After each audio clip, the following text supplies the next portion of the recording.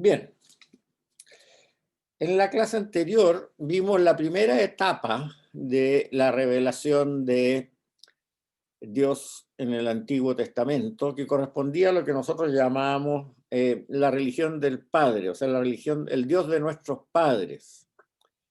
Eh, bien, era una religión bastante sencilla, correspondía a la época de los tres grandes patriarcas y sus descendientes, Abraham, Isaac y Jacob, y los 12 hijos de Jacob, etcétera.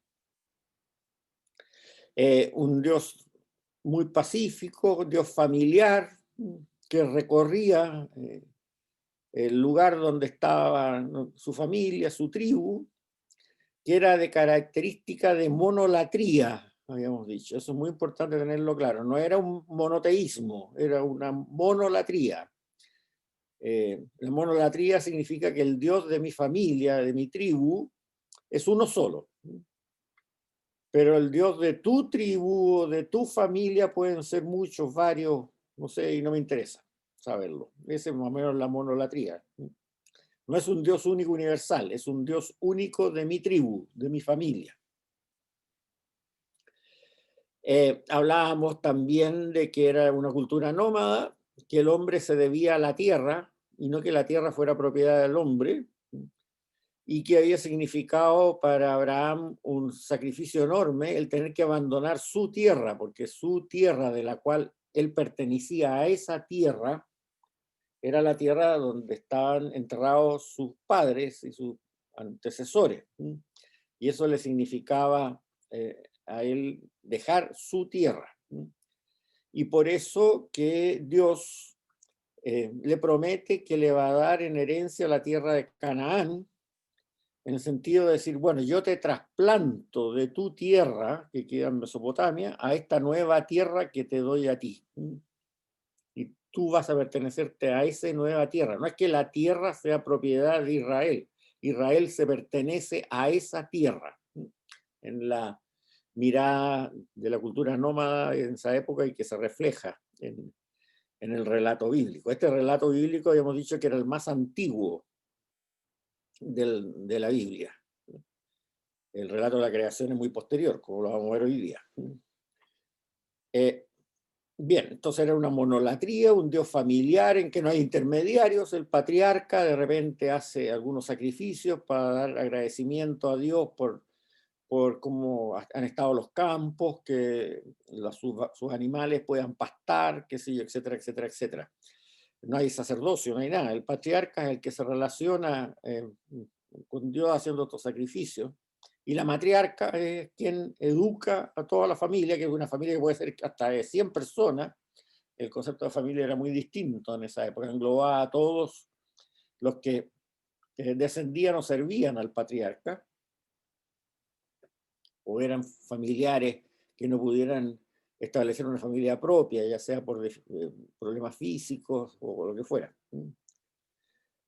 Pero llegamos 500 años después, ahora vamos, nos saltamos 500 años de esta religión de nuestros padres, como se llamaba, y llegamos al periodo de Moisés, el yavismo. El yavismo tiene dos etapas claras. Una todavía es nómada, que es la que partimos viendo ahora, y después cuando se asienta en Canaán.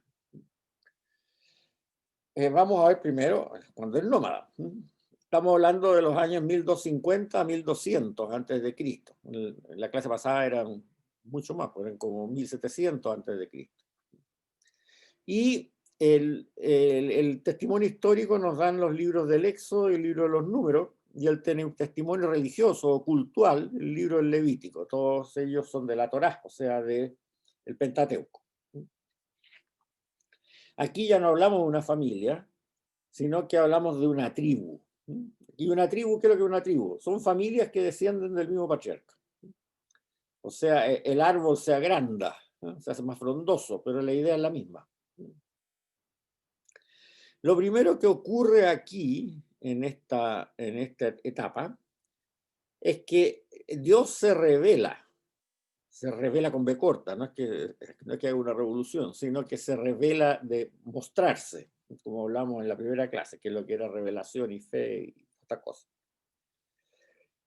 Y se revela y da su nombre. Y el nombre en la mentalidad judía de esa época, y seguramente también en muchas culturas paralelas que había de otros pueblos en la misma época, el nombre muestra la esencia de la persona. No es solamente un apelativo, sino que muestra la esencia. Una persona se llama de cierta forma porque sugiere esa forma de ser. Eh, eh, Se da en muchos personajes en que su nombre tiene una significación, personajes bíblicos, y ese nombre se le dio porque esa significación era válida para describir a esa persona. Por eso que Moisés le pregunta al Dios cuando se le aparece en la zarza que se quema, que está ardiente pero que no se quema, ¿quién eres tú? Bueno, primero Dios le dice, yo soy el Dios de tus padres, pero ¿cómo te llamas? O sea, ¿cuál es tu esencia? Le pregunta Moisés. Y él responde Yahvé. Yahvé es yo soy. Yo soy. Pero ese verbo en hebreo, el hebreo de esa época tenía muy pocas palabras. Era no tenía todavía la conceptualización que tienen los idiomas modernos, obviamente. Un idioma hablado o escrito tiene el número de palabras que el ser humano de esa época fabrica, digamos, de acuerdo a las cosas que necesita conceptualizar. O sea, se inventó la palabra teléfono, bueno, cuando se inventó una manera de hablar remotamente con un cable eléctrico.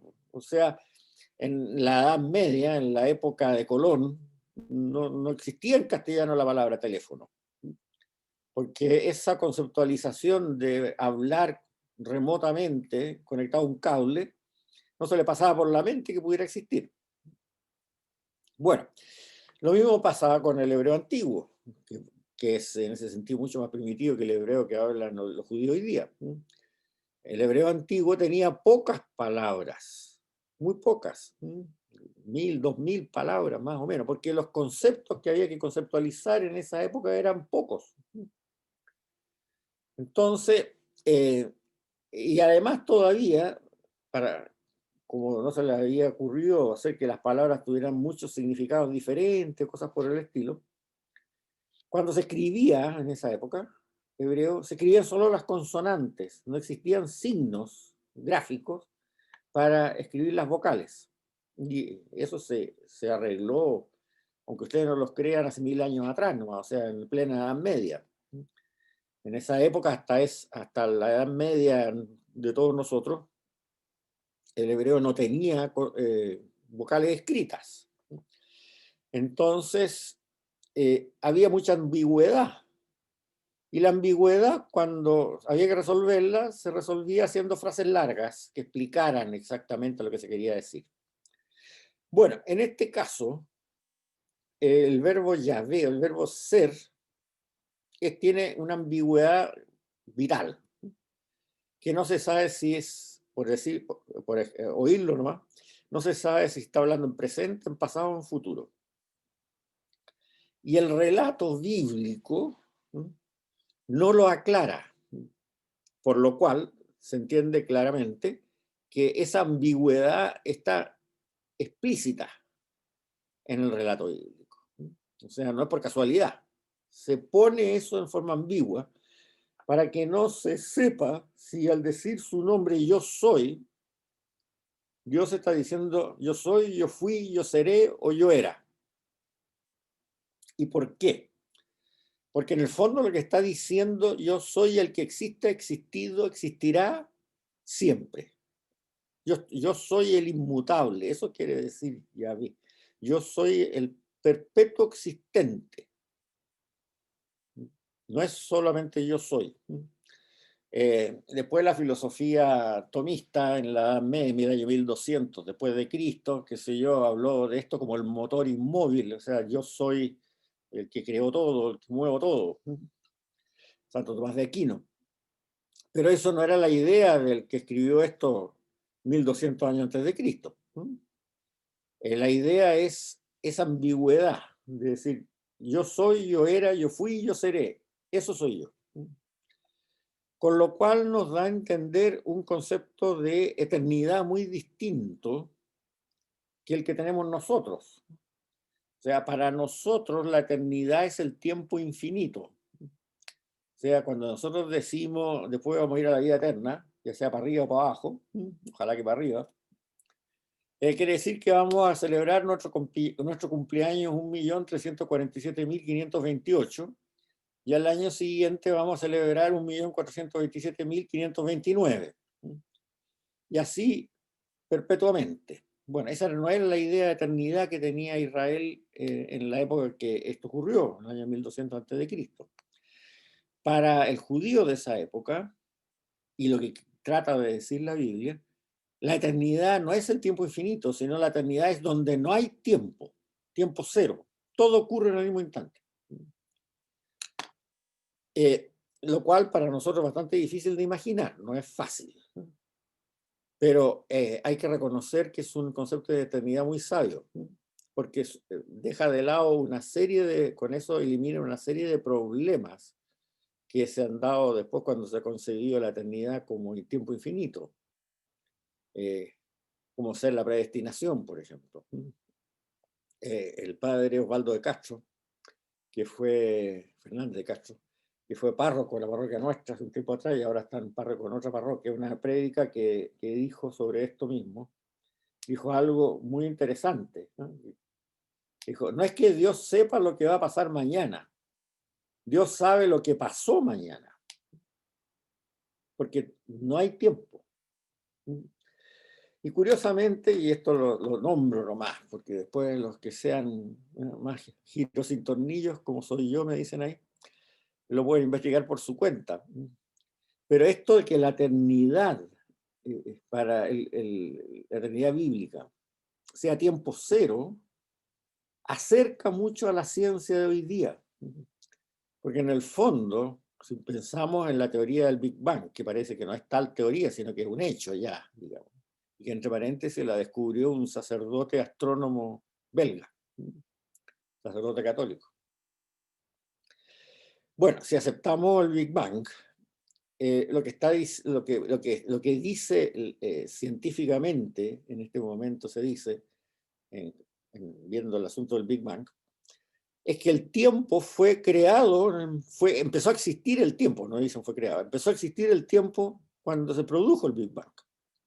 Y por esa razón, como comentábamos en el final de la clase pasada, los científicos no pueden saber lo que ocurrió antes del Big Bang, porque ese antes no existe. No es que no exista porque no es que no exista, sí, puede haber existido, pero existía en un universo en que no existía tiempo. Entonces eso crea una barrera imposible de pasar porque no hay antes. Bueno, eso investiguen ustedes por su cuenta, pero interesante cómo efectivamente la ciencia moderna acerca una serie de cosas que se pensaban que eran absolutamente incompatibles entre la fe bíblica y la ciencia, y resulta que parece que había más compatibilidad de la que se creía. Bien, sigamos. Ahora, esta revelación de Dios en la zarza a Moisés, contrariamente a lo que se piensa, vulgarmente, pudiéramos decir así, sigue siendo monolátrica. Lo que pasa es que es una monolatría que cada vez se hace más exigente, pero todavía no entiende Israel que su Dios sea el único Dios universal. La expresión que sale mucho en los textos de esta época, que se refieren a esta época, cosa de leerlo en la Biblia, es que Yahvé es un Dios muy celoso y que no acepta que su pueblo adore a otros dioses. Bueno, en muchas prédicas y cosas que nosotros escuchamos a cada rato, se piensa que eso es una metáfora. Pero resulta que si uno lee los textos bien y en los contextos que están y todo lo demás, no es una metáfora, sino que es cierto. Es un Dios monolátrico que es muy celoso, que le tiene celos a los otros dioses de los otros pueblos y que por lo tanto castiga a los miembros de su pueblo, Israel, que adoren también a otros dioses junto con él. Eso es lo que quiere decir cuando dice que es un Dios muy celoso. Y es cuestión de cuando ustedes lean ese párrafo, lean el capítulo entero del libro que lo está diciendo, que se van a dar cuenta que en el contexto en que lo dice claramente esto. Ahora, más tarde, efectivamente, Israel se da cuenta que su Dios monolátrico es un solo Dios universal. Pero eso lo vamos a ver o al final de esta clase o al principio de la próxima. Una característica que tiene el Dios, el yavismo de la época de Moisés, es que es un Dios potentísimo. O sea, el Dios de nuestros padres en la época de los tres grandes patriarcas y sus descendientes era un Dios que yo se los decía de una forma bauluchar, ¿no es cierto? Como un abuelito que está siempre preocupado de que sus nietos chiquititos, cuando están empezando a caminar, no se hagan daño ni se tropiecen. Esa es más o menos la idea que muestran los relatos de la época anterior, de lo que vimos en la clase pasada, del Dios de nuestros padres. Aquí, Yahvé es un Dios que también protege, eso no cabe la menor duda, en lo que ustedes vieron, y espero que hayan hecho todos la tarea de mirar ese PowerPoint que se ve en 5 minutos, pero que es impactante, del paso del Mar Rojo, la arqueología del paso del Mar Rojo que les mandé. Es un Dios que protege, no cabe la menor duda, pero protege haciendo unas cosas impactantes que ni se veían en el periodo anterior. O sea, un Dios de una fuerza y de una voluntad para hacer cosas extraordinarias para la protección de su pueblo, como en la época anterior ni se habían pensado. Sigue siendo el Dios de la historia.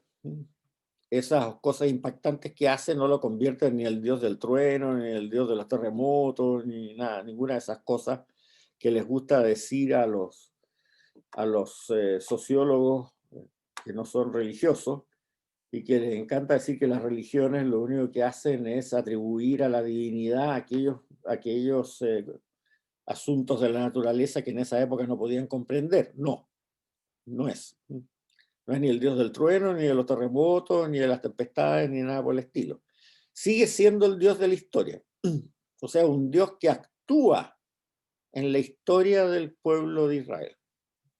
Eso es así. Lo que pasa es que actúa con más fuerza. En una forma no tan tranquila como había actuado antes, eso sí. Pero sigue siendo un Dios de la historia. O sea, su actividad se centra en seguir la historia de Israel y orientarlo para que se comporte de la manera que él quiere. Una característica importante del yavismo es que por primera vez crea intermediarios entre él y el pueblo.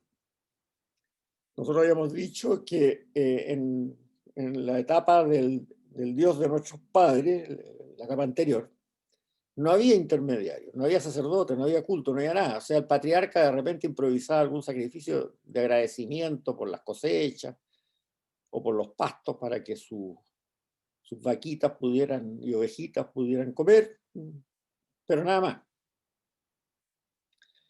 Había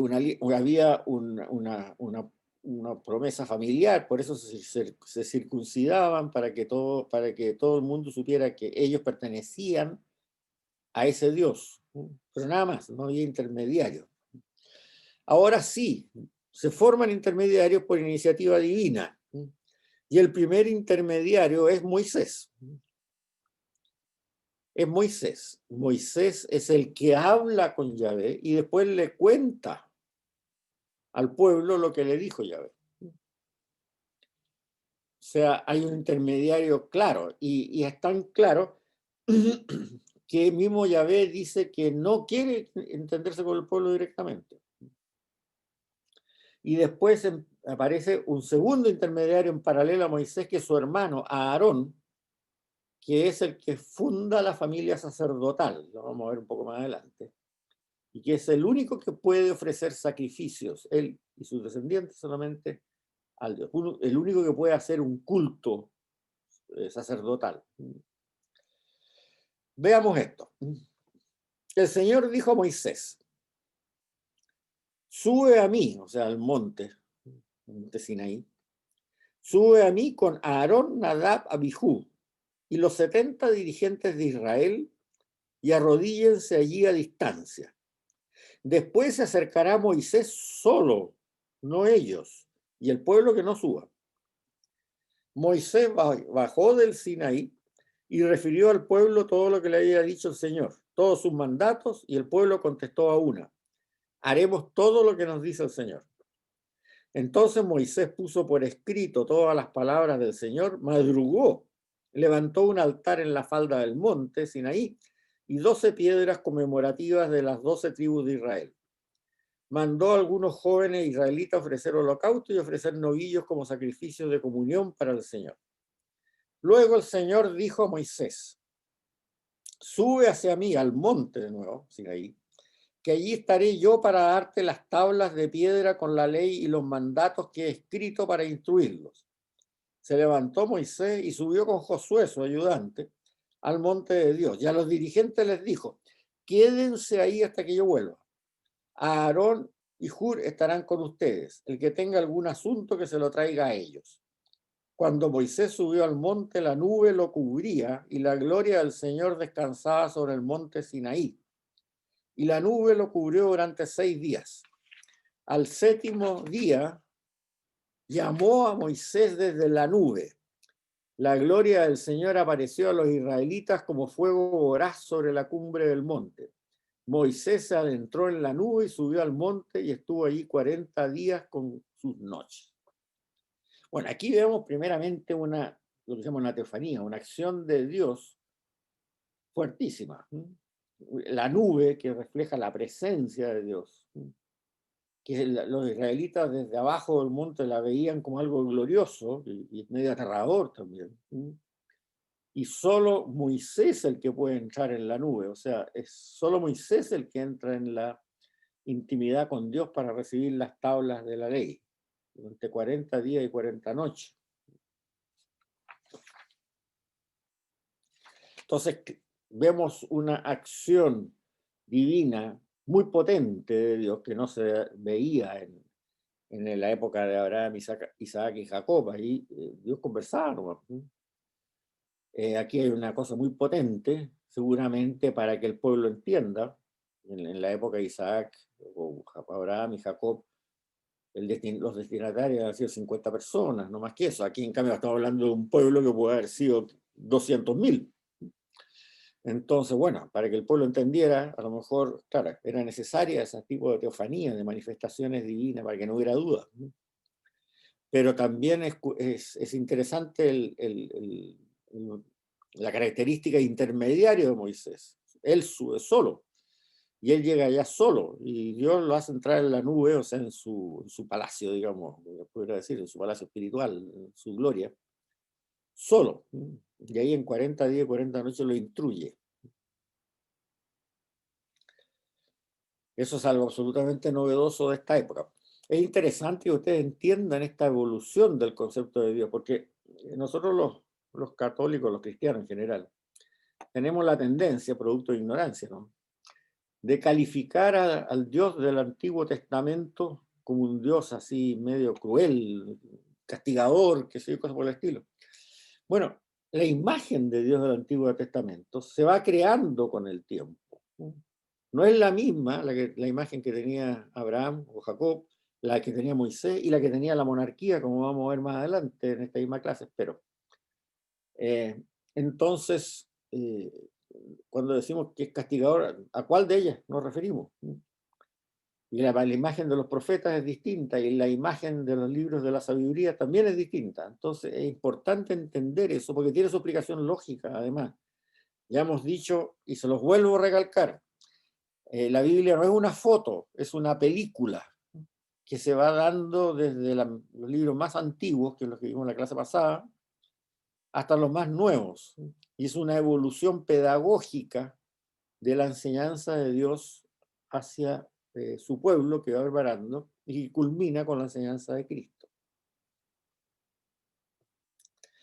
Ahora, una característica importante de esta imagen del yavismo de la época de Moisés, de la época nómada, es que Yahvé es el único Dios para Israel. No es un monoteísmo, es una monolatría muy exigente. Y lo vemos claramente en el texto que yo les voy a leer. Josué junta a su pueblo. Josué, el que sucedió a Moisés cuando murió Moisés. Josué dice: por lo tanto, teman al Señor y sírvanlo con toda sinceridad. Dejen de lado a los dioses que sirvieron sus padres al otro lado del río, o sea, al otro lado del Nilo, en Egipto, y sirvan al Señor. Y si no están dispuestos a servir al Señor, elijan hoy a quien quieren servir, a los dioses que sirvieron sus padres al otro lado del Nilo, o a los dioses de los amorreos en cuyo país habitan, que yo y mi familia, dice Josué, serviremos al Señor. El pueblo respondió: lejos de nosotros abandonar al Señor para ir a servir a otros dioses, porque el Señor es nuestro Dios, es quien nos sacó a nosotros y a nuestros padres de la esclavitud de Egipto, quien hizo ante nuestros ojos aquellos grandes prodigios, lo que yo espero que hayan visto en el PowerPoint que les mandé, que nos guardó en todo nuestro peregrinar y entre todos los pueblos que atravesamos. El Señor expulsó ante nosotros a los pueblos amorreos que habitan en el país. Por eso también nosotros serviremos al Señor. Él es nuestro Dios. Josué dijo al pueblo: no podrán servir al Señor porque es un Dios santo y un Dios celoso. No perdonará sus delitos ni sus pecados. Si abandonan al Señor y sirven a dioses extranjeros, se volverá contra ustedes y después de haberlos tratado bien, los maltratará y aniquilará. El pueblo respondió: no, serviremos solo al Señor. Josué insistió: son testigos contra ustedes mismos que han elegido servir al Señor. Respondieron: somos testigos. Entonces, dejen de lado a los dioses extranjeros que conservan y pónganse de parte del Señor, que es el único Dios de Israel. El pueblo respondió: nosotros serviremos al Señor, nuestro Dios, y lo obedeceremos. Ahí está claro, un Dios celoso. Pero hay otros dioses, pueden servirlos si ustedes quieren, pero asuman la responsabilidad y se equivocan. Eso es lo que está diciendo este texto, y así como muchos otros de la época.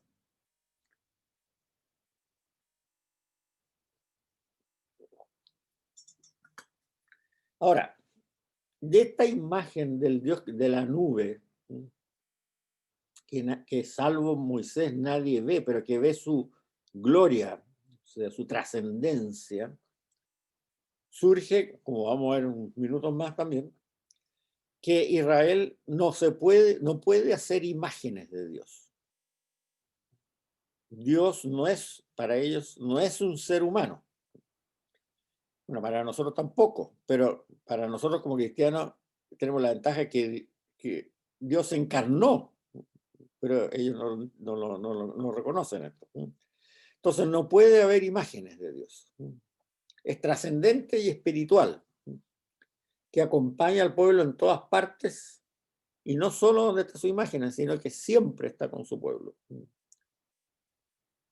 Antiguamente se creía que un Dios estaba presente y más activo donde estaba su imagen. No. Yahvé está siempre preocupado de su pueblo, está siempre viendo dónde está su pueblo. Pero no es un Dios que pueda ser imaginado, en el sentido que crear una imagen.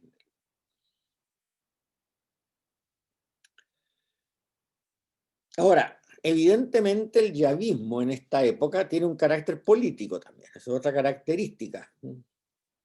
Porque esos prodigios que hace Dios en defensa de su pueblo, como es el paso del Mar Rojo, que la arqueología ahora está diciendo cosas muy interesantes, como están en el PowerPoint que les di, esos prodigios que hace a favor de Israel es a favor de un pueblo. O sea, políticamente apoya a ese pueblo en los conflictos que tiene con sus vecinos, como pasó con los egipcios en el paso del Mar Rojo. No solo políticamente, política y militarmente apoya a su pueblo. Entonces adquiere un carácter político que no tenía en la época del Dios de nuestros padres. Eso es evidente. Y eso se refleja, por ejemplo, en una oración que es muy popular entre el judaísmo incluso actual, que se reza en la sinagoga, que dice: mi padre era un arameo errante, bajó a Egipto y residió allí con unos pocos hombres, y allí se hizo un pueblo grande, fuerte y numeroso. Los egipcios, o sea, un arameo errante, eso es lo que era Abraham, Isaac y Jacob y sus hijos, eran errantes porque eran nómadas, erraban por todas partes donde había pastitos. Y de origen arameo, sí, porque venía de Mesopotamia. Y se fue a Egipto porque había hambre, como nos cuenta la historia de José y sus hermanos, los hijos de Jacob, ¿no es cierto? Y allá se hizo en Egipto un pueblo grande, fuerte y numeroso, después de 500 años de vivir ahí, o 400. Los egipcios nos maltrataron y nos humillaron y nos impusieron dura esclavitud. Gritamos al Señor, el Dios de nuestros padres, y el Señor escuchó nuestra voz, vio nuestra miseria, nuestros trabajos y nuestra opresión. El Señor nos sacó de Egipto con mano fuerte, con brazo extendido, con terribles portentos, con signos y prodigios, y nos trajo a este lugar y nos dio esta tierra, una tierra que emana leche y miel. Mi padre era un arameo errante. Esa oración se reza en la sinagoga muy frecuentemente en este momento. Y es muy interesante porque efectivamente muestra esa historia y muestra ese Dios político de brazo fuerte, ¿eh?, que los sacó de Egipto. Otra cosa que surge en esta época de Moisés es el sábado. El sábado es destinar un día a la semana para dedicarlo a santificar el nombre de Dios y a tener también la caridad con el prójimo, que deriva de este amor a Dios, digamos. Después, esto dio origen a una serie de prohibiciones y otra serie de cosas cuando se trató de poner casuística en esto, digamos, bueno, ¿y qué pasa si yo hago esto, yo hago lo otro? Pero la idea en ese momento era ese día dedicarlo a meditar lo que decía esta oración que acabamos de leer ahora, que mi padre era un arameo errante. Agradecer a Dios por eso, agradecer a Yahvé, y además proteger y hacer, como diríamos hoy día, las obras de caridad, que significaban, ¿no es cierto?, ayudar a los que estaban más desamparados en ese momento. Todavía existía muy fuerte la concepción tribal. Entonces, la tribu era como una federación de familia y por lo tanto tenían que ayudarse entre ellos, que sé yo, etc. Ahora, como todavía no existía el relato de la creación, el sábado no es que haya sido sincronizado con el día en que Dios descansó en la creación, eso no es así. Por lo tanto, esa discusión que tienen algunos evangélicos, cristianos evangélicos, que critican mucho a los católicos porque celebran el domingo y no el sábado, no tienen ninguna relación con la realidad. O sea, no hay una sincronización entre el sábado de la creación con los sábados cada 7 días ahora. O sea, Moisés escogió un día cualquiera y dijo: ya, de aquí para adelante va a ser el día del descanso y lo vamos a llamar sábado. Cada 7 días. Podría haber escogido cualquier otro.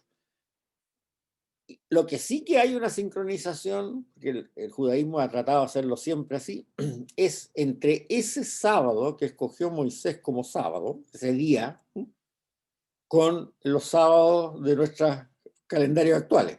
Eso sí que hay. porque no ha habido ningún quiebre histórico en que esa sincronización se haya perdido. Vale decir, desde esa época, de la época de Moisés, 1200 años antes de Cristo, el judaísmo cada 7 días tiene un día de descanso. Y esa cadena no se ha roto nunca. Y por lo tanto, esa cadena sigue hasta hoy día. La diferencia es que nosotros celebramos también cada 7 días, pero para el día más importante, el día de la resurrección del Señor, que es el domingo. Y ellos siguen celebrando el sábado, la idea es la misma. Por lo tanto, ese problema de que hablan algunos evangélicos, que es poco menos que va a haber castigo divino, porque la Biblia del Antiguo Testamento dice que hay que celebrar el sábado y nosotros estamos celebrando el domingo, no tiene sentido. Lo que dice la Biblia y lo que dijo Moisés es que cada 7 días hay que dedicarle un día a Dios, eso sí. Y él escogió un día cualquiera y dijo ya, lo voy a llamar sábado y este es el primero. Esa es la realidad. Otra característica que es muy importante es que en esta época del yavismo aparece el decálogo. Eso no cabe la menor duda. Y el decálogo significa un avance en la moralidad gigantesca con lo que habíamos visto de Abraham. A Abraham se le pedía nada más que la ley del talión, que hay que mirarla en el sentido positivo, no negativo, no es un problema de venganza, no. Significa que la penalidad que tú le das a un delito no puede ser superior al delito mismo. Si a ti te sacan un diente, solamente le puedes castigar al que te lo sacó sacándole un diente, no más, no lo mates. Y vimos que la moral de la época de la época de Abraham, lo que decía en la moral en la época del Dios de nuestros padres, dejaba bastante que desear en ese mismo relato que aparece, que yo les leí, ¿no es cierto?, del caso de cuando él,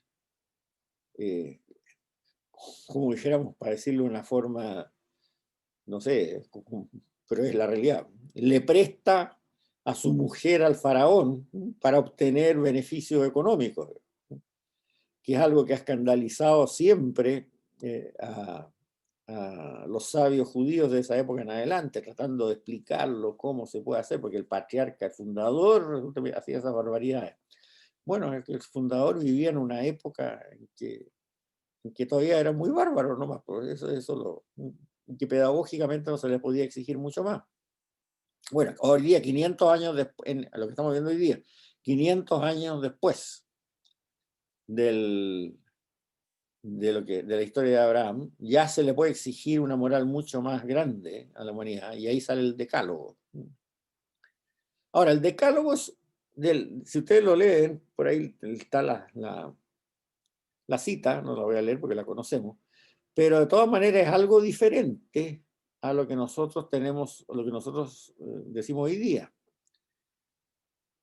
Porque el último mandamiento del decálogo, lo voy a leer: no codiciarás los bienes de tu prójimo, no codiciarás la mujer de tu prójimo, ni su esclavo, ni su esclava, ni su toro, ni su asno, ni nada que sea de él.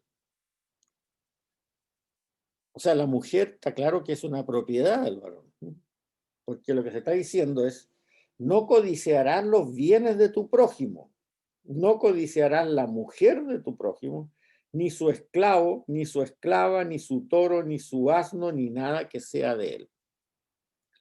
Bueno, esto en los primeros años del cristianismo no gustó, no gustó. Entonces un padre de la iglesia, y seguramente también de haber sido de esta rama judeo-cristiana, que desapareció después, o sea, de los judíos que aceptaban a Jesús de Nazaret como el Mesías, para los que asistieron en el curso del Nuevo Testamento, eso ya ha quedado claro, separó esto. Entonces, por eso que nosotros tenemos en el penúltimo mandamiento: no desearás la mujer de tu prójimo. Y el último, el 10º mandamiento: no codiciarás los bienes ajenos. O sea, ahí caen el esclavo, la esclava, el toro, el asno, qué sé yo, etc. Pero se topó con un problema. Entonces el decálogo no eran 10 mandamientos, sino que eran 11. Entonces, de ahí viene la tradición en el cristianismo primitivo, que se suprimió el segundo. ¿Qué es lo que decía el segundo mandamiento? Ustedes lo pueden ver después leyendo el Éxodo. No te harás una imagen, figura alguna de lo que hay arriba en el cielo, abajo en la tierra o en el agua bajo tierra, y no te postrarás antes de ella. O sea, el segundo mandamiento, tal como está en el libro del Éxodo, dice claramente no hacer imágenes de ídolos y tampoco de Dios, porque Dios no es imaginable. Se suprimió eso. Al suprimirse eso empezaron a salir las imágenes, los íconos y todas estas cosas en el cristianismo. Y bueno, ahí hubo un conflicto, no voy a meter en la historia de la iglesia, la lucha de los iconoclastas, que se llamaban, que después en el siglo VI, VII, después de Cristo, quisieron destruir todas las imágenes porque decían, bueno, en el libro del Éxodo dice que el segundo mandamiento no hay que hacer imágenes. ¿Qué pasa? Bueno, al final, teológicamente se dijo, no importa, porque por la encarnación podemos hacer imágenes de Jesús, pues si Jesús existió, entonces no tiene ningún problema en que tengamos imágenes de Jesucristo. Y de los santos también, porque no se adoran, los santos se veneran nomás. Pero en cuanto a adoración, podemos hacer una imagen de Jesucristo, que es Dios. Ya, perfecto. Hasta que la época de Lutero, que Lutero dijo, no me gustan todas las imágenes. Entonces agregó al primer mandamiento este asunto de las imágenes, para que siguieran siendo 10, porque no podía volver al original, porque entonces la mujer pasaba a ser propiedad del marido, no funcionaba. Y por eso es que las iglesias evangélicas, luteranas y muchas otras protestantes que han derivado del luteranismo, pero si ustedes van a las catedrales de la Europa del Norte, por ejemplo, norte de Alemania, Suecia, Dinamarca, Noruega, las grandes catedrales antiguas luteranas no tienen imágenes. Y no tienen imágenes porque a Lutero dijo, no, esto que suprimamos, esto de las imágenes así nomás del decálogo, no. Lo ponemos en el primer mandamiento, como más larguito nomás, adorarás a Dios sobre todas las cosas, y prohibimos las imágenes. Entonces ahí hay esa situación que conviene entenderla, ¿no? Conviene entenderla. Porque efectivamente, o sea, el decálogo original está redactado de una forma que era propia del nivel cultural que se tenía en la época de Moisés. No le inventemos cuentos ahí. Y en esa época había poligamia. Y había poligamia bastante fuerte. Salomón llegó a tener, creo que algo así, de 600 mujeres. Qué horror. Pero entonces no estaba claro todavía el problema de la mujer. Dios no lo había revelado. En la época de Cristo ya es otra cosa, porque ya lo deja bien claro eso. Bien, eso en cuanto al decálogo, que tiene la gran interés, es muy interesante en el sentido que norma las relaciones con Dios, pero también las relaciones con el grupo, con la gente. No matar, no robar, qué sé yo. La otra cosa que ocurre acá es que ya empieza a haber un culto oficial, una liturgia, y es en la época del nómada de Moisés. Y este culto se basa en dos cosas que son esenciales para todo culto. Primero, a pesar de que todavía son nómadas, pero tienen un templo que le llaman la tienda del desierto, que es una tienda que está normada en la Torá, en el libro del Levítico y del Éxodo, en las dos partes, que tiene que tener tales dimensiones, tiene que tener tal estructura, y que en medio hay un altar de esa tienda, y que en ese altar se pone el arca de la alianza, como dijéramos, sagrario de hoy día, ¿no es cierto? Y esa arca de la alianza lo que contiene es un poco de maná, que este alimento que le daban, que Dios les dio para que se alimentaran en el desierto, y las tablas que Dios le entregó a Moisés con la ley, con la Torá, con el decálogo, que se conservaban en esa época, hoy día no están, pero se conservaban en esa época. Entonces, en esa arca arcón, baúl, como lo queramos llamar. Se guardaba eso. Un poco de maná. Después, cuando murió Moisés, se puso también el bastón de Moisés, el báculo de Moisés. Y las tablas que le entregó, grabadas, que le entregó de piedra, que le entregó Dios Yahvé a Moisés en el monte Sinaí. Eso era entonces, como dijéramos, el templo, y que era nómada. Porque como todavía eran nómadas, la tienda la armaban y la desarmaban, hacían sus liturgias y se iban. Y lo armaban y desarmaban en otra parte. Y por otro lado, ese culto se basó también en sacerdocio. Y el sacerdocio era hereditario en esa época.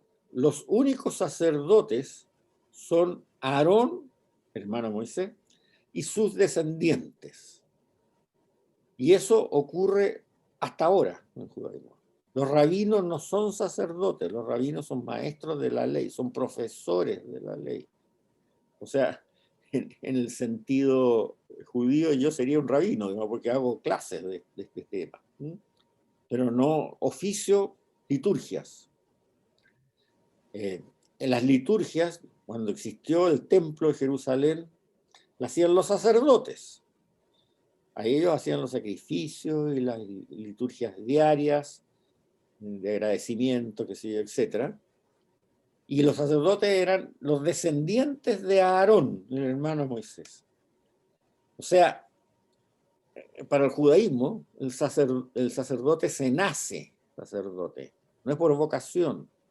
O eres descendiente de Aarón o no eres descendiente de Aarón. Si eres descendiente de Aarón, eres sacerdote. ¿Te gusta o no te gusta? Y si no eres descendiente de Aarón, no eres sacerdote. Podrás ser rabino, eso sí, pero no eres sacerdote. Ahora, eso duró mientras existió el templo, hasta el año 70 después de Cristo, en que los romanos destruyeron todo. Pero en previsión de que siempre ha habido la esperanza de que Israel vuelva a su territorio, como está ocurriendo ahora, las familias que descendían de Aarón en esa época han mantenido sus registros genealógicos hasta la fecha de hoy. De tal manera que si se reconstruye el templo, Dios sabrá si lo reconstruirá o no, permitirá su reconstrucción, entonces esas personas van a poder volver a oficiar de sacerdotes, ¿no?, en el templo de Jerusalén. Es un sacerdocio hereditario. Y una última característica que tiene este yavismo nómada es que es abierto hacia el futuro. En todos los textos de esta época ustedes serán mi pueblo y yo seré vuestro Dios. O sea, el pueblo va siendo dirigido en su acción y en su movimiento nómada por Yahvé, sin que sepa necesariamente a dónde lo va a llevar y cuál va a ser su destino, sino que el pueblo sigue a Yahvé. Por lo tanto, es un pueblo que está abierto al futuro. En estos textos siempre se está abierto. Yahvé nos dirá, es una frase típica. Yahvé nos mostrará. Ellos siguen confiadamente a Yahvé. Y en esa confianza basan su religiosidad. Mientras no caen en pecados idolátricos, por supuesto. Pero eso es la meta. Basar en esa confianza en donde los guía Yahvé, que ese es su futuro. Y que Yahvé, si ellos lo siguen con confianza, nunca los va a abandonar. O sea, es una confianza fuerte. Yahvé nunca nos va a abandonar si nosotros seguimos a donde Él nos lleva, tanto espiritualmente como físicamente. No estoy hablando solamente físicamente. Bien. Pero el yavismo tiene una segunda etapa, que es el yavismo ya sedentarizado. O sea, cuando se asienta en Canaán y empieza la monarquía. Vamos a irlo viendo por etapas. El asentamiento en Canaán. Canaán era donde hoy día está Israel, pero se llamaba Canaán en esa época, porque no había llegado a Israel. Y los que lo habitaban eran los canaanitas. Amorreos también los llaman, qué sé yo. ¿Qué época estamos hablando? Del año más o menos 1200 al 1100. O sea, avanzamos ya de trecho más chico. La primera etapa avanzamos entre 400 y 500 años, entre Abraham y Moisés. Ahora, más o menos 50 años nomás. ¿Y cuál es el testimonio? El libro de Josué y el libro de los jueces. Contexto social es que se produce la sedentarización. Los nómadas se convierten en habitantes de poblados y por lo tanto empieza a haber una característica interesante que es la vecindad, en que se trata de mantener, ¿no?, la estructura tribal. Por eso que en mapas de esta época, o sea, que reflejen esta época, uno puede ver territorio de las tribus una por una. De una de las 12 tribus se asienta en una parte distinta de Israel, una más al norte, una más al sur. Pero obviamente dentro de ese territorio tribal que les tocó, el vecino no tiene por qué ser pariente inmediato del que está al lado. Por eso empieza a aparecer esta relación vecinal que no era conocida en los tiempos nómadas. Ahí la familia iba toda junta. Pero empieza el problema de, bueno, ¿de quién es la tierra? Porque para poder sedentarizarse y empezar a sembrar, como decíamos en la clase pasada, empieza a haber el problema de la propiedad de la tierra. Yo no siembro si no puedo asegurarme de que la cosecha también la voy a disfrutar yo. Que no llegue otro nómada y sencillamente eche sus vaquitas aquí, me coma todo el pastito y resulta que yo labré la tierra, la aré, trabajé duro, sembré y todo lo demás y después el fruto se lo come otro. Eso no puede ser. Entonces, como Israel nómada no tenía ninguna estructura estatal como la que existía, por ejemplo, en Egipto con los faraones. El Egipto faraónico tenía un estado fuerte. Estaba el faraón, los gobernadores, las autoridades, los jueces, etc. Toda una estructura estatal que Israel no la tenía mientras era nómada. Eran tribus que tenían patriarcas, familias que tenían patriarcas, que se movían todos por donde Yahvé los guiaba, y Moisés le decía que tenían que ir, y después Josué también les decía por dónde tenían que ir. Moisés y Josué se entendían con Yahvé, cada uno en su época, y Yahvé les decía a través de ellos cómo tenían que hacerlo. Entonces, adopta también una solución de ese tipo. La tierra es de Yahvé. Vale decir, la tierra de Israel es propiedad de Yahvé. Y se la da a las personas en comodato. Eso podríamos decir, por usar un término moderno. Por eso es que originalmente, como vamos a ver en varios ejemplos bíblicos de la época,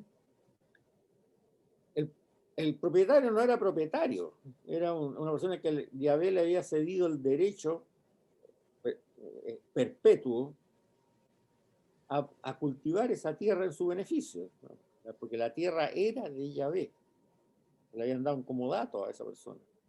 Y por lo tanto, esa persona que había recibido ese comodato sobre esa tierra no podía venderla, porque no era suya, era de Yahvé. Bueno, esto funcionó más o menos durante la época del asentamiento en Canaán, porque el que recibió esa tierra en comodato, ya sea cómo la hayan repartido físicamente, no hay testimonio de eso, y sus descendientes todavía vivían. Pero vamos a ver en la época de la monarquía, que causó tremendos problemas, porque una parcela, por ejemplo, que se le habían dado en comodato a una persona, porque tenía una familia, qué sé yo, de 50 personas, por ejemplo, y que bastaba perfectamente ese volumen de tierra para alimentar a esas 50 personas, resulta que 10 generaciones después no eran 50, sino que eran 500 o 1000. Y esa parcelita ya no daba para alimentar 1000 personas. Entonces ahí hubo serios problemas, que lo vamos a ver más adelante. No sé si en esta clase o en la clase que sigue, pero se crearon una serie de problemas muy serios. Pero mientras tanto lo solucionaron así. Las personas recibieron en comodato, los jefes de familia, un pedazo de tierra para alimentar a su familia. Pero la propiedad era de Yahvé. No había Estado, o sea, no había conservador de bienes raíces, por lo tanto no se podía inscribir las tierras, eran de Yahvé nomás. Pero veamos los elementos básicos de esta época. Yahvé ya es salvado por la esclavitud de Egipto y hay una tierra que se les da. Ese es el lamento básico. Entonces, el arca de la alianza, que era este elemento de la tienda, de los sacrificios, ya se hace estable.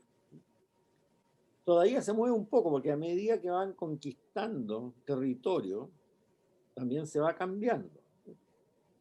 Pero ya se hace estable en templos de piedra, muy primitivos al principio, pero se hace estable. Hasta que David conquista Jerusalén, donde ya no se mueve esa arca de la alianza de Jerusalén. Y en un templo muy estable que construye el hijo de David, Salomón, que fue destruido, reconstruido, que siempre en esencia duró hasta el año 70 después de Cristo. Entonces Yahvé adquiere también, además de ser el Dios de un pueblo nómada, es un Dios de un territorio, porque ese pueblo ya tiene un territorio. Evidentemente hay algunos que viven afuera y Dios está con ellos, Yahvé está con ellos también, pero ya se identifica frente a la imagen de los vecinos, sobre todo los pueblos vecinos, como el Dios de este pueblo que vive en este territorio que ahora ya se llama Israel, no se llama Canaán, y por lo tanto adquiere una característica de un Dios local, no es solamente el Dios de un pueblo. Veamos este asunto de la tierra, cómo se va solucionando. En el libro del Levítico dice: la tierra no se venderá a perpetuidad, porque es mía, y ustedes solo están de paso por ella como huéspedes míos. Por lo tanto, en todas las tierras de su propiedad, deben conceder a los dueños anteriores el derecho de volver a comprarla. El dueño judío. Si un hermano tuyo se arruina y vende parte de su propiedad hereditaria, a su pariente más cercano le toca rescatar lo vendido por su hermano. El que no tenga quien lo rescate, si ahorra lo requerido para el rescate, descontará los años desde su venta y pagará al comprador lo que falta, recobrando así su propiedad. Pero si no ha ahorrado lo requerido para el rescate, lo vendido quedará en poder del comprador hasta el año del jubileo, en que queda libre y vuelve a ser propiedad suya. Veamos qué significa esto. La tierra es parte de esa familia, es de Dios, que fue dada de Yahvé, y que fue dada en comodato a esa persona original que la recibió cuando se establecieron ahí por primera vez. Y ahí decimos, la familia ha crecido, entonces ya no da. Entonces, ¿qué es lo que dice? Si una persona, por deudas, porque necesita plata, está obligada a venderla, como hacen los paganos, el que la tiene que comprar es un pariente, para que no salga de esa familia original. ¿Ya? Es lo que dice. Un pariente más cercano lo rescata. ¿Qué significa rescatar? La compra.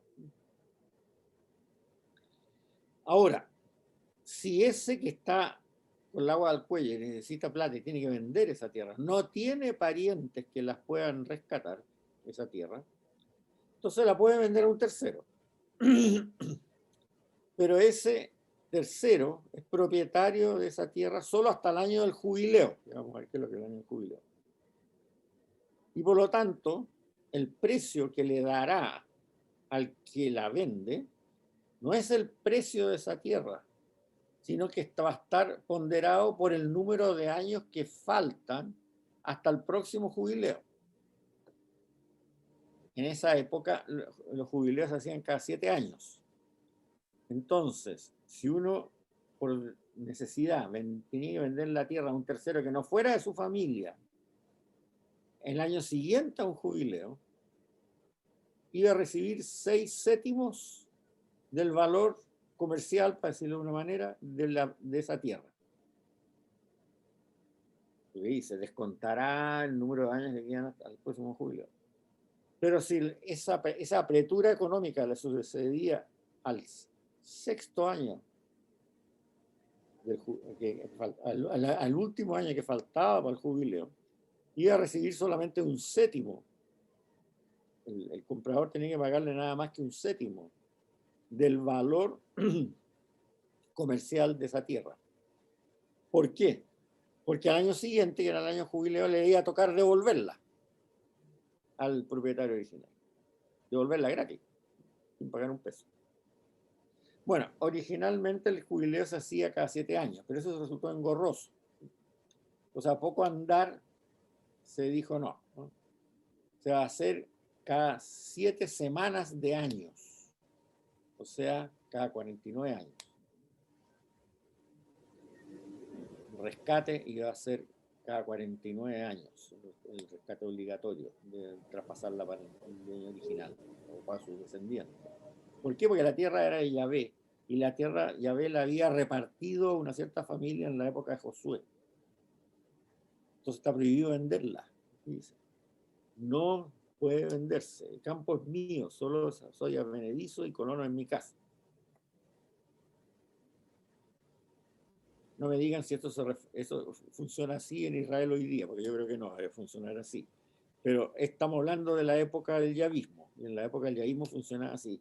Y ese es el sentido del año jubilar, que incluso en el cristianismo lo tenemos, en el catolicismo hasta el día de hoy.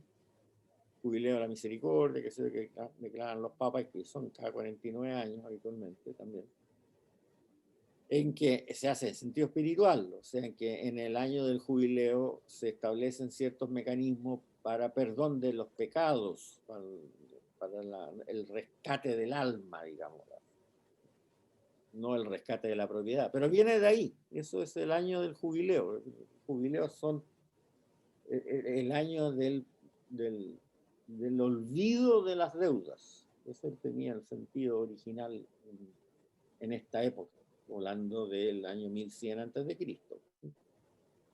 Pero aquí nos está diciendo algo muy interesante. O sea, como no existía Estado, ya lo vamos a ver en detalle un poco más, la legislación, que obviamente cuando tú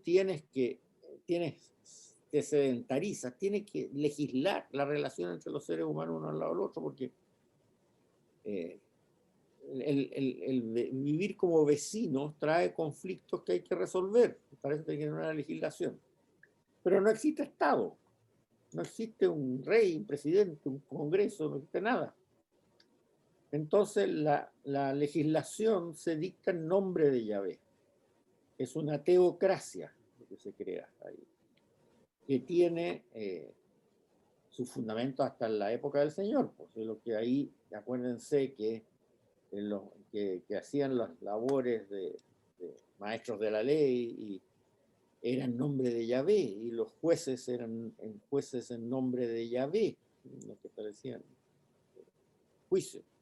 Entonces, ¿y por qué? Porque no existía un Estado judío. O sea, en la época del Señor existía efectivamente un pueblo judío que vivía en Israel, pero lo que mandaban eran los romanos, o sea, autoridad local no había ni una. La única autoridad local era el sumo sacerdote y el Sanedrín, porque los romanos no permitían otra cosa.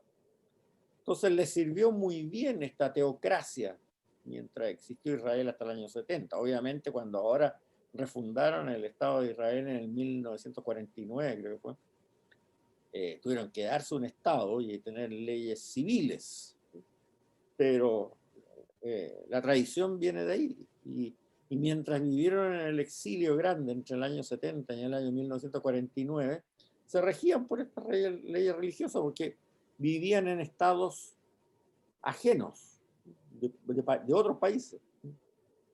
Bien, pero sigamos. El problema que empieza a ocurrir aquí también es que, como siempre ocurre en estas invasiones en que un pueblo desplaza a otro en un territorio, el pueblo desplazado es más civilizado que el pueblo que llega y que irrumpe y que los echa para afuera. Porque el pueblo que irrumpe y los echa para afuera es un pueblo más bárbaro, digamos, por eso es más fuerte, más peleador, más que sé yo, todas estas cosas.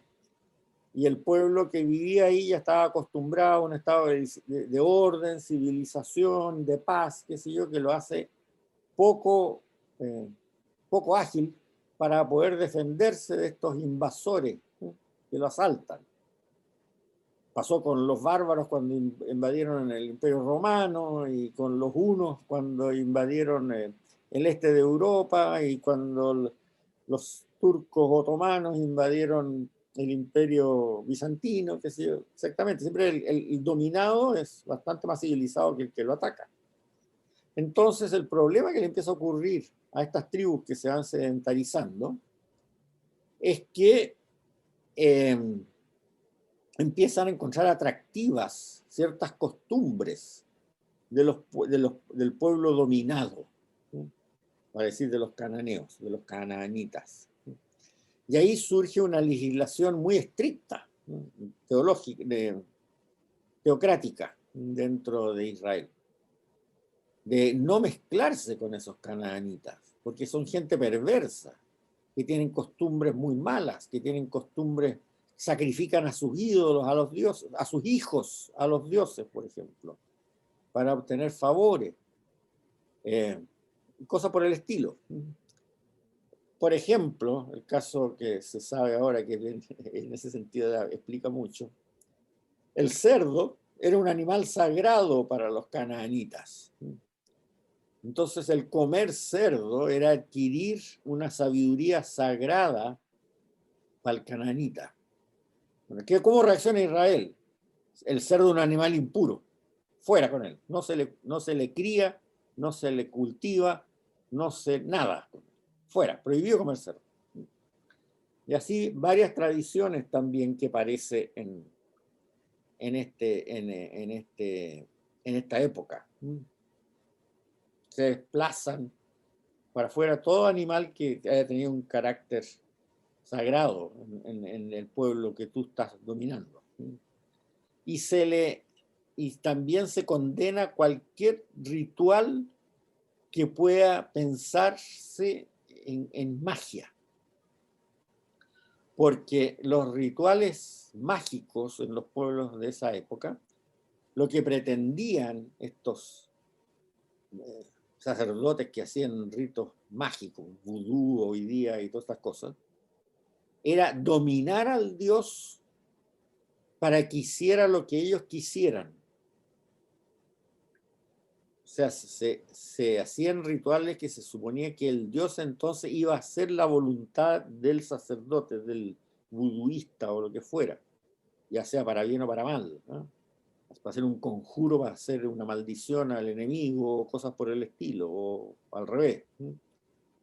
Entonces, eso se prohíbe, pero ya de la forma más violenta posible.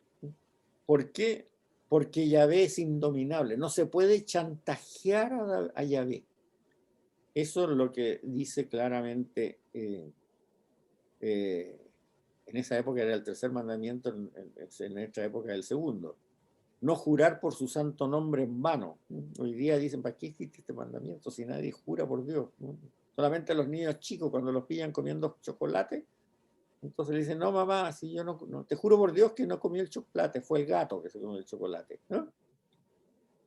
No, el sentido que tenía eso era el chantajear a Dios. No puedes chantajear a Dios, porque Dios está en una dimensión superior, infinita a la tuya. Entonces, se castigaba fuertísimo. El que pretende chantajear a Dios, ya sea con rituales esotéricos, rituales mágicos, nigrománticos o lo que tú quieras. Y esta es la nueva legislación que sale. Es leyes que regulan la propiedad, leyes que regulan la economía, leyes que regulan el sistema prestatario, que son todas estas leyes que se requieren por el hecho de vivir en comunidad, vivir en territorio, cosa que antes no ocurría y por lo tanto no había problema.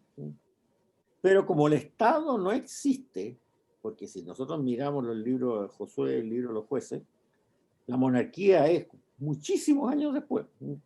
Eran federaciones de tribus nuevas, que vivían juntas. Entonces, como el Estado no existe, se le da a esta legislación un carácter religioso. Son leyes divinas promulgadas por Yahvé. Y por lo tanto, tienen un valor sagrado, es una teocracia. La profanación de las leyes era un delito, ¿cómo te diría yo? No era un delito civil, era un delito blasfemo, porque se negaba, no sé, significaba una actitud en contra de la voluntad de Dios. No era un delito civil, porque no existía el Estado. O sea, hoy día, si yo le robo una manzana al vecino, estoy haciendo un delito civil, entonces me dan una pena de acuerdo a eso, que si yo pagarle tanto por la manzana y decirle que nunca más me voy a acercar a su huerto, que sé yo, cosas por el estilo. Pero en esa época, como no existía el Estado, el no robar, lo que fuera, era un mandato divino. Por lo tanto, que robaba no era solo un ladrón, era un blasfemo, ¿no? Era alguien que pegaba una bofetada a Dios. Entonces el castigo era un castigo religioso también en muchos de esos casos. Israel reconoció siempre que el mundo, el universo, había sido creado con sabiduría por parte de Dios. Y esa sabiduría exigía, como vamos a ver más adelante, al ser humano implementarla en todos sentidos, fundamentalmente en 3 sentidos. Esa sabiduría del hombre tenía que comportarse sabiamente en su relación con Dios, en su relación con la naturaleza, de aquí vemos todas estas legislaciones de la tierra, y en su relación con el prójimo. Esa triple sabiduría. Y si no, se estaba profanando la ley de Dios. Ahora, para hacerlo práctico todo esto, porque una cosa es la concepción religiosa y otra cosa es en la práctica, ¿qué hago yo cuando tengo un problema con un vecino? Los estudiosos de la ley religiosa, la ley de Moisés, la Torá, empezaron a analizar qué cosas eran de lo que ahí salía en todo el texto, los 5 libros que estamos hablando, de Moisés, Génesis, Éxodo, Número, Levítico, Número y Deuteronomio. Que cada frasecita que funcionara, que hiciera un mandato de lo que se salía en esa Torá, y las pusieron en orden. Y después las pusieron en orden, las clasificaron por temas. Y llegaron, en la época, hasta en épocas posteriores, pero mucho antes de la época de Cristo, a que la Torá tiene 613 mandamientos. 613, no 10, 613. Y que todos son voluntad de Dios. Si ustedes van al apéndice 3 de los apuntes, ahí está la lista de los 613 mandamientos sacados de un sitio web judío actual. Ahí están los 613. ¿Y qué es lo que era un judío piadoso en esa época? El que durante toda su vida meditaba la ley día y noche, como dice el Salmo, para estar seguro de que no violaba ninguno de esos 613 mandamientos. O sea, el judío piadoso no era necesariamente una persona que pudiera rezar mucho, cosas por el estilo, como nosotros decimos, ese es un cristiano muy piadoso, etc. Era aquel que meditaba la ley, o sea, se la aprendía de memoria, la Torá, día y noche, para estar seguro que durante todos los días de su vida no violaba ninguno de estos 613 mandamientos. Entonces, ahí, en este concepto que se va dando, uno entiende mucho mejor los evangelios, los problemas que tiene el Señor con los maestros de la ley de esa época. No es que Jesús estuviera en contra de la Torá, en absoluto eso. Estaba en contra de la forma en que se había mecanizado el cumplimiento de la Torá. Se había olvidado el por qué. En cambio, se iba mucho a la casuística, a cada detallito. O sea, lo que el Señor dice, no se puede sanar a una persona el día sábado, porque es hacer un trabajo. Pero sí se puede rescatar al burro que se cae al pozo, porque si no el pobre burro se muere. Entonces, bueno, ¿qué es más importante? ¿Sanar a una persona para que no se muera o rescatar a un burro para que no se muera? Era ese problema, que además no era tan ajeno a las discusiones que habían en ese tiempo el Señor, porque después se ha sabido que existía una corriente religiosa ya en la época del Señor, que se llamaban los caraítas, que discutía eso mismo, que le negaba autoridad a esas tradiciones de sistematización de la Torá en estos 613 mandamientos y que iban al núcleo del objetivo de la Torá.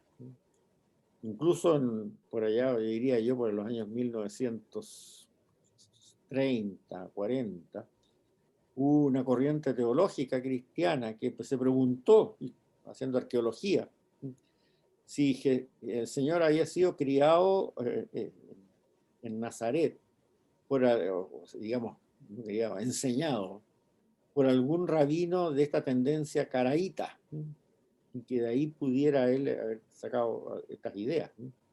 Bueno, se vio que no, pero esa tendencia, que era muy minoritaria en la época del Señor, existía y existe hasta hoy día, muy minoritariamente también en Israel, los caraítas.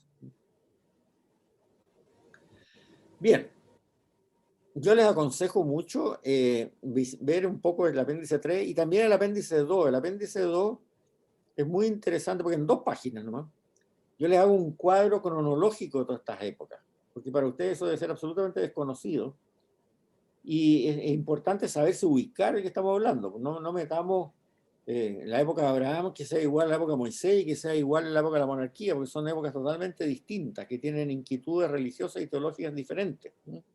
Entonces yo les aconsejo que el apéndice 2, el cronológico, lo revisen y se lo aprendan bien. Eso es muy importante. Y el apéndice 3 le peguen una miradita. Ahora, de esta época también, como no existía Estado, de repente pasaba que a este Israel sedentarizado lo atacaban los enemigos, vecinos, países vecinos. ¿Cómo se defendían si no había nadie que dirigiera esto? Solamente los sacerdotes eran los que tenían autoridad. Bueno, en esta época surgen los que se llaman los jueces. Pues hay un libro de los jueces de esta época. Los jueces no tienen nada que ver con juzgar, con tribunal, no. Vienen del concepto que hablamos en la primera clase, que es muy importante que lo recuerden, que es el justo, de ahí la palabra juez, el justo es aquel que refleja la voluntad de Dios en su vida. Por eso habla del justo Abel, el justo Abraham, no tiene nada que ver con los tribunales. El justo es el que refleja la voluntad de Dios con sus actos, con su vida. Por eso yo les decía en la primera clase, Sor Teresa de Calcuta sería una persona justa en ese criterio, en ese momento, porque mirándolo a lo que hacía, refleja qué es lo que le dice Dios a cómo deben ser los cristianos. Entonces estos jueces eran aquellos que se nombraban para defenderse de ese peligro porque era gente justa, precisamente, gente que transparentaba la voluntad de Dios en sus actos y que además tenían características militares importantes. Entonces elegían, cuando venía una imagen, qué sé yo, de los amalecitas, por poner un ejemplo, que los quería invadir, o de los egeos, o de los fenicios, o lo que fuera, elegían a un juez, las tribus, para que los defendiera, organizara la defensa. Ese juez podía ser un campesino, un carpintero o lo que fuera, pero tenía características de sabiduría militar y además era una persona justa, así que reflejaba la voluntad de Dios, que no iba a hacer rapiña, por ejemplo, cosas por el estilo. Algo parecido como pasa con los toquis en los araucanos, que era un juez militar elegido para una amenaza que hubiera concreta. Y estos jueces son, en el libro de los jueces, precisamente, nos nombra a 12 que ocurrieron en diferentes épocas en que hubieron conflictos militares. Otoniel, Ehud, Débora, Barak, Gedeón, Jefté, Sansón, Sangar, Tolá, Yair, Ibsán, Elón y Abdón. Bueno, ¿y qué pasaba? Estos jueces defendían a Israel, normalmente vencían, por lo menos los que pasaban en la historia son los que siempre ganaban en las batallas, y terminado el peligro, volvían a su trabajo original, con su familia, a ser carpintero, a ser campesino, o lo que fuera. Estos jueces, que no, eran como los toquis, no tenían estructura estatal permanente, o sea, una vez terminado el peligro militar volvían a su trabajo normal y pasaban a ser uno de tantos, nomás, una persona como más. La segunda etapa de esta sedentarización, vamos a dejarla esbozada nomás, porque no la vamos a ver completa, pero es muy interesante, es ya la monarquía. O sea, después de vivir más o menos 200 años en Israel sin ninguna estructura estatal, pero ya sedentarizado,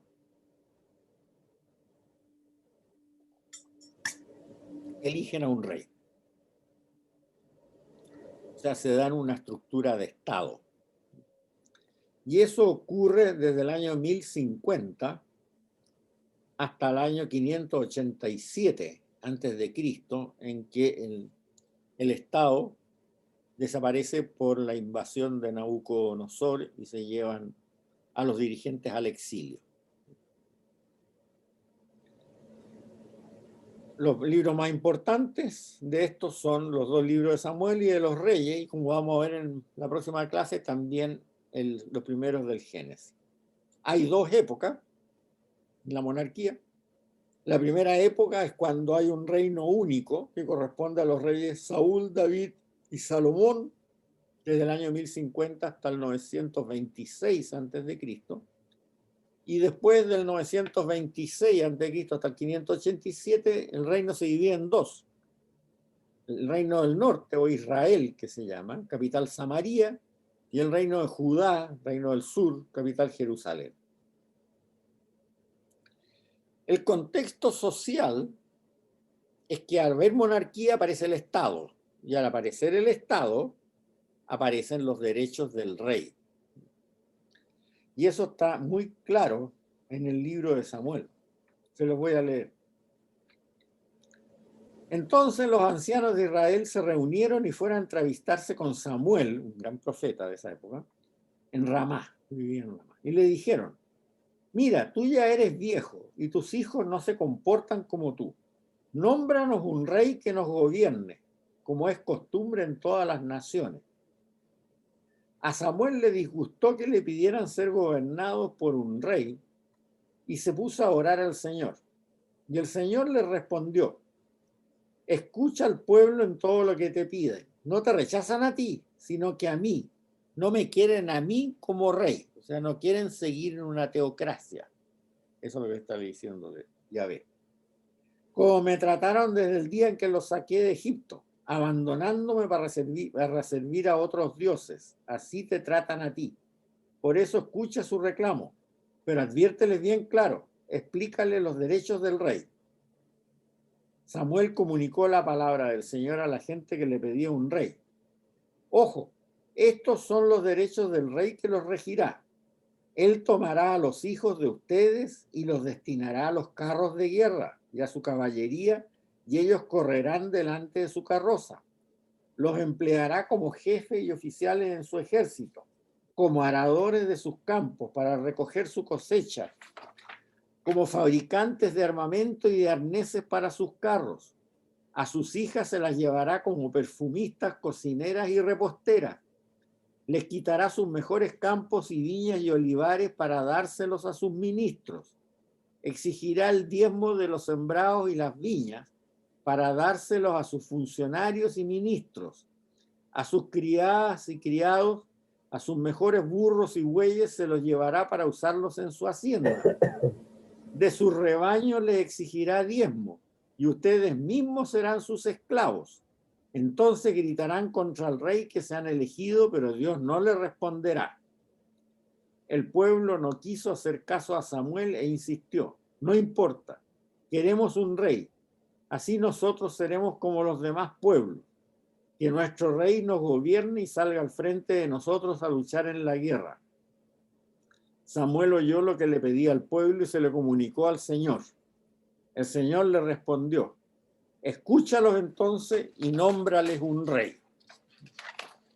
Bueno, para que ustedes vean la sabiduría que existía en esa época, estos textos no son nada solamente humanos. O sea, toda esta diatriba que le da Samuel a los ancianos, el profeta Samuel, a los ancianos de Israel, contando lo que les va a pasar si escogen a un rey, no me vengan con cuentos que no es muy parecido a lo que pasa en este momento en muchos países. Pues. Les tomará a su hijo y los destinará a los carros de guerra y su caballería. Los empleará como jefes y oficiales de su ejército, como aradores de los campos para coger la cosecha, como fabricantes de armamento y arneses para sus carros. A su hija se las llevará como perfumistas, cocineras y reposteras. Les quitará sus mejores campos y viñas y olivares para dárselos a sus ministros. Exigirá el diezmo impuesto de los sembrados y las viñas para dárselos a sus funcionarios y ministros. Y ustedes mismos serán sus esclavos. Se los llevará a su hacienda, de su rebaño se exigirá diezmo. Y entonces gritarán contra el rey que se han elegido, pero Dios no lo responderá. Bueno, efectivamente, surge el auge de las ciudades. Toda esta gente, estos ministros, estos funcionarios reales, todos estos funcionarios del ejército, funcionarios de palacio, qué sé yo, de administración de justicia y todo esto demás, empiezan a vivir en ciudades, que en ese momento todavía no surgían grandes ciudades. Y esa gente, obviamente, ¿de qué vive? Bueno, de los diezmos, de los impuestos. Y estos impuestos, ¿quién los controla? Nadie, porque es una monarquía absoluta, en ese momento no se le ocurre otra cosa. Entonces empieza a surgir también la pobreza del pequeño propietario agrícola, que no existía antes. Porque al ser estructuras tribales solamente y no existir ni funcionarios reales, funcionarios del rey, me refiero en el sentido reales, en ese sentido, no había, claro, la pobreza podía ser porque la tierra que ya le tocaba a cada uno era muy pequeña, pero no era una pobreza de clase, como si dijéramos. En cambio ahora el que se ve obligado a vender a su tierra para poder pagar estos impuestos, estos diezmos, queda sin posibilidad de sustento, salvo que lo empleen de jornalero. Alguien que tenga una tierra más grande, y normalmente esa tierra más grande es la de algún funcionario real o algún funcionario importante. Unos pocos se salvan siendo artesanos precisamente para esta nueva clase social que se va formando de la gente que depende de la corte.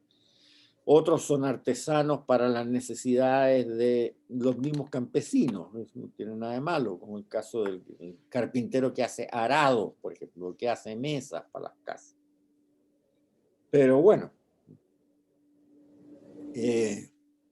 empieza a ocurrir este fenómeno, ¿no?, de pobreza. Pero eso lo vamos a ver en la próxima clase, porque es la una ya, por lo que veo. Pero es interesante, entiendan ustedes esta evolución que ha habido. No es una cosa uniforme todo el Antiguo Testamento, se va explicando con bastante lógica. Y lo interesante de esto, que lo vamos explicando con textos de la época, o sea, de la época que se pusieron por escrito, a lo mejor un poco más tarde por tradición oral, pero cada vez el gap de tradición oral es más chico porque más gente sabía escribir. Entonces, bueno, eso es lo importante, que entendamos esta evolución de la época, que nos explica la época misma. Bien, pues, damas y caballeros, hasta aquí llegamos. ¿Alguna pregunta? ¿Alguna cosa que no les quede clara?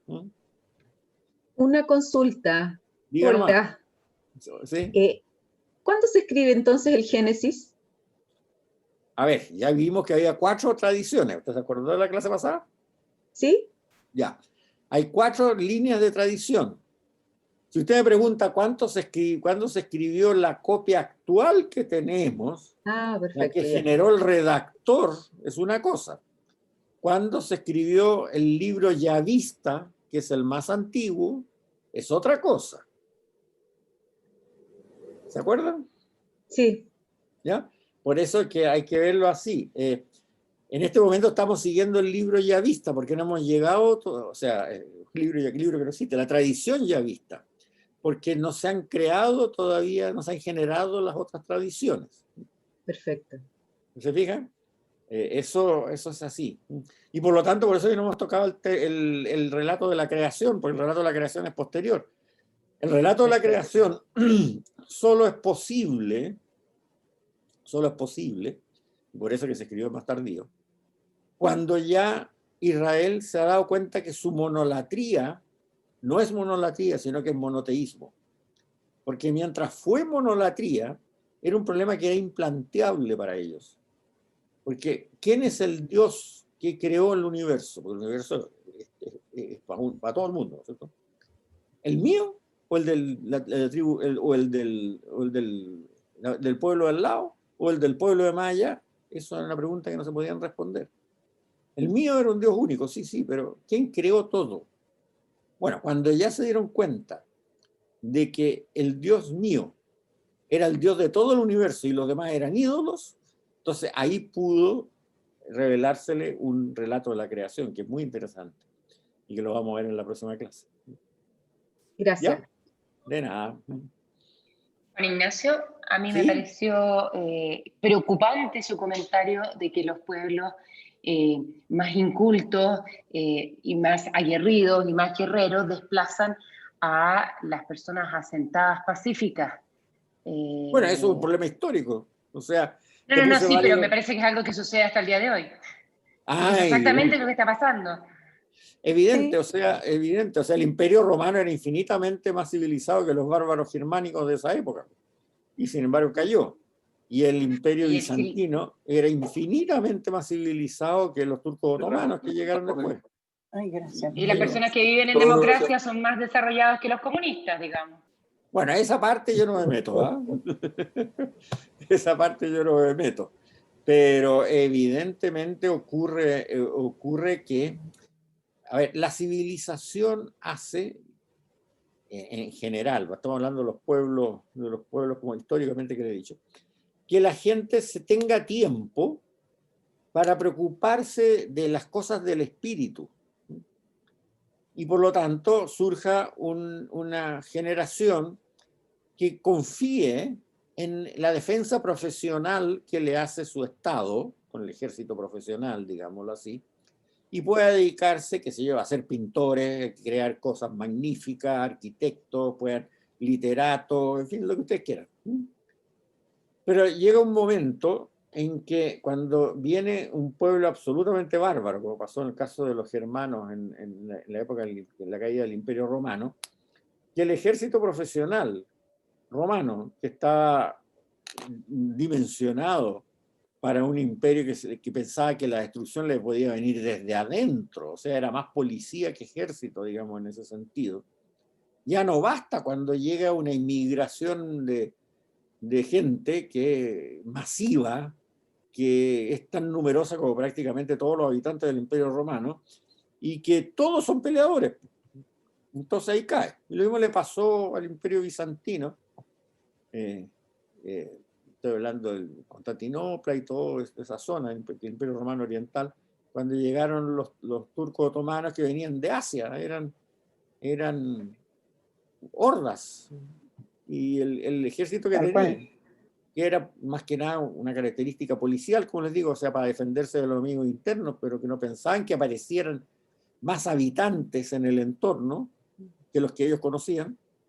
Entonces, claro, cayeron. Y lo mismo pasa con todos los demás casos. Me imagino que en China debe haber ocurrido igual con algunas invasiones mongolas o cosas por el estilo. De los mongoles. ¿Más preguntas? No, cuando usted dijo, se refirió a las 600 mujeres, Sí. y dijo terrible, me imagino que habrá sido por las 600 suegras. ¿Las 600 qué? Suegras. No. El problema era lo horrendo, era que normalmente esas 600 mujeres eran víctimas de victorias bélicas. O sea, era gente trasplantada, ¿no? de victorias bélicas que tenían en ese momento esos reyes tan poderosos. Entonces era bastante cruel lo que se hacía con esas pobres niñitas, digámoslo así, ¿no? Llevarlas a los harems y cosas por el estilo. O sea, bueno. Vamos a ver en la próxima clase que precisamente que Dios castiga a Israel por esas barbaridades que hacían con los triunfos guerreros. Ya, bueno, bon pranzo, como decía el Papa Francisco cada vez que termina una prédica por ahí. Bon appetit. Bueno, Muchas gracias. Muchas gracias. Gracias. Y repasen, porque esto no es fácil. Muchas gracias. Sencillo, pero no es fácil. Gracias. Muchas gracias. Fernando.